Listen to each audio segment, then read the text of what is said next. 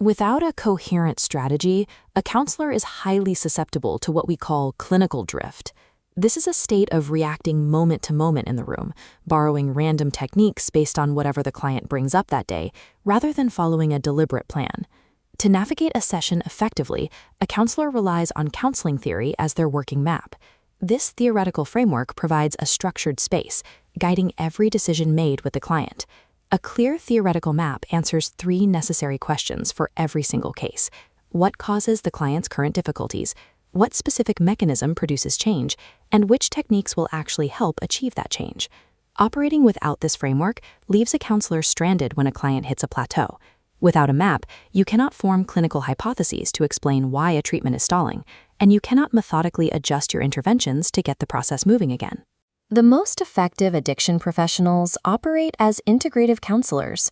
Rather than forcing every individual into one rigid school of thought, they draw upon multiple theoretical frameworks. They continuously calibrate their approach to match four variables: the specific client in the room, the exact nature of the problem, the client's cultural background, and their current stage of change. Possessing this theoretical map is the dividing line between intentional treatment and random guesswork. It allows the counselor to navigate the complexities of addiction with purpose. Before applying any specific technique, a counselor must establish the relationship. Decades of psychotherapy research point to a single consistent finding: the quality of the therapeutic alliance is the strongest predictor of a successful outcome, often superseding the specific method used. That alliance relies on three distinct components working in tandem: an emotional bond between counselor and client, an agreement on the goals of treatment, and a shared agreement on the tasks required to reach them. The bedrock for building this alliance comes from Carl Rogers and his person-centered therapy. Rogers operated on the premise that humans possess an innate drive toward growth, provided they are given the right relational conditions to foster it. Rogers identified three core conditions necessary for that growth, starting with empathy. In a clinical setting, empathy means deeply understanding the client's world, as if experiencing it from the inside. Empathy is distinctly different from sympathy. Sympathy is feeling sorry for someone from an outside perspective, which subtly places the counselor in a position of superiority. Empathy joins the client in their experience, leveling the power dynamic and strengthening the bond. The second core condition is unconditional positive regard. The counselor must accept and prize the client entirely, without judgment or conditions attached to their worth. The third is congruence. This requires the counselor to remain authentic and genuine, engaging as a real person rather than hiding behind a clinical mask. Addiction work demands two additional helping conditions. Counselors must project warmth, conveying care and acceptance, and they must use concreteness, helping the client move from vague, abstract complaints into specific, actionable realities. When combined, these conditions create an environment that lowers client resistance. In fact, they form the direct basis for motivational interviewing, an approach specifically designed to resolve ambivalence about change. These relational conditions are the mandatory structural foundation for clinical work. Any advanced technique delivered without this alliance will quickly fall flat. Once the alliance is secure, counselors often turn to cognitive behavioral therapy, or CBT, which remains one of the most evidence-supported approaches for treating substance use disorders. CBT operates on a straightforward premise. Human thoughts, feelings, and behaviors are rigidly interconnected. Changing distorted thinking patterns directly alters behavioral outcomes. This flowchart maps the specific progression that leads to substance use. The chain begins with triggers, like people or places. Those trigger automatic thoughts or beliefs that justify using. That leads directly to the using behavior, which then results in the consequences. To interrupt the sequence, counselors use a primary CBT tool called functional analysis. By examining the antecedents and consequences of use, they can identify exact points in the chain where intervention is possible. A major part of that intervention involves targeting cognitive distortions. These are habitual errors in a client's thinking that artificially demand or justify their substance use. Addiction counselors frequently see distortions like all-or-nothing thinking, catastrophizing a minor setback into a total disaster, or using emotional reasoning to dictate actions. CBT actively builds behavioral skills to combat these errors. Clients learn to practice urge surfing, writing out a craving without acting on it, alongside assertiveness training and meticulous relapse prevention planning. Because CBT is structured, time-limited, and heavily focused on present skill building, it is uniquely suited for clients who are already in the action stage of change. By breaking down behavior this way, CBT transforms addiction from a mysterious compulsion into a measurable chain of events that a client can intentionally interrupt at multiple links.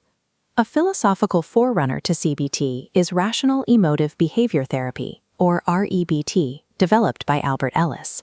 Ellis arrived at a crucial insight.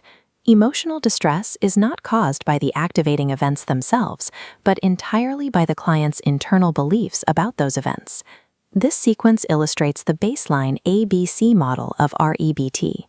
An activating event occurs, the individual applies their beliefs to it, and those beliefs produce the emotional and behavioral consequences. Trouble arises at node B through specific irrational beliefs. Ellis identified categories like rigid demands, telling oneself, I must never feel uncomfortable, awfulizing, and global self-downing, where a client declares themselves worthless due to a single mistake. REBT introduces D to the model, dispute. The counselor actively challenges the logic, evidence, and usefulness of these irrational beliefs, severing the old cognitive pathway. This disputation builds towards E, an effective new philosophy. Clients realize they can tolerate severe discomfort without turning to substances. Where CBT leans heavily into structured skills practice, REBT is direct, active, and highly philosophical, forcing clients to confront the underlying logic of their despair. For clients trapped in toxic self-narratives, this process proves that experiencing a setback does not render them worthless, and that emotional pain is tolerable without chemical escape. Working from a different angle, Fritz Perls developed Gestalt therapy. Rather than strictly challenging logic, Gestalt demands absolute focus on present-moment emotional awareness. Gestalt asks the client to evaluate exactly what they are experiencing right now. The counselor directs attention to their immediate physical body, their present emotions, and their current behavior. To pull clients into this awareness, counselors often use the empty chair technique. The client speaks directly to an imagined person or an unacknowledged part of themselves seated across from them to confront unfinished emotional business. In addiction treatment, this is highly effective. It forces clients to reconnect with the exact feelings they have spent years numbing with substances. The process brings disowned feelings to the surface, building personal responsibility for choices without letting the client collapse into unhelpful shame. Gestalt is the ideal framework for a client who intellectualizes their problems, someone who can talk endlessly about why they use substances, precisely to avoid feeling the emotional weight of their addiction. By stripping away analytical excuses, Gestalt therapy anchors the client's recovery in the inescapable reality of the here and now. A framework that similarly rejects excuses is William Glasser's reality therapy, which is built on the premise of choice theory. Choice theory posits that nearly all human behavior is a chosen attempt to meet basic needs. Glasser identified 5 basic needs: survival, love and belonging, power, freedom, and fun. From this perspective, substance use is simply a highly ineffective choice a client is making to meet one or more of these needs. Choice theory also views behavior in its totality, noting that while people experience feelings and physiological responses, they have the most direct, immediate control over their acting and their thinking. This 4-quadrant graphic displays the practical engine of reality therapy, the WDEP framework. The sequence moves from defining a client's wants, auditing what they are currently doing, forcing an honest evaluation of whether actions are working, and finally committing to a concrete plan for better behavior. Reality therapy's strict demand for personal accountability aligns perfectly with the ultimate goal of recovery, choosing a workable life and taking responsibility for maintaining it. Throughout all these approaches, an integrative counselor remains vigilant of unconscious dynamics. They watch for transference, where the client projects feelings from past relationships onto the counselor. They also monitor countertransference, their own emotional reactions to the client.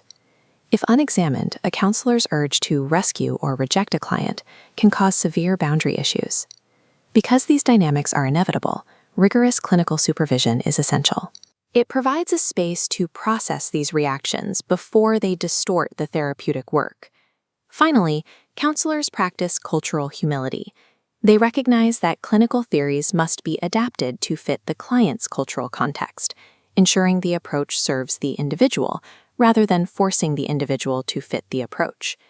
True integrative mastery is maintaining the core conditions of warmth and empathy while seamlessly shifting theoretical maps. It is the ability to read the room, select the right tool, and guide a client out of the drift and into recovery.